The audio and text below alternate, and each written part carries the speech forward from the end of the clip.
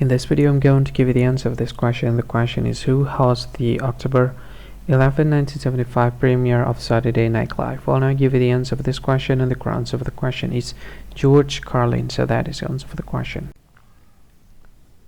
Hi, thank you so much for watching this video.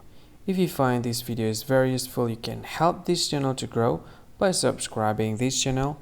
Please this subscribe button and don't forget to like this video.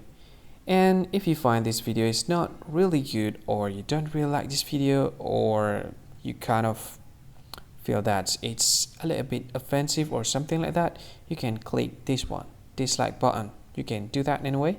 And if you want to share this video with your friend, you can share it by clicking this share button, and you can share it to any social media that you wish that is currently available at this time, like Facebook, Twitter, LinkedIn, and many others, right?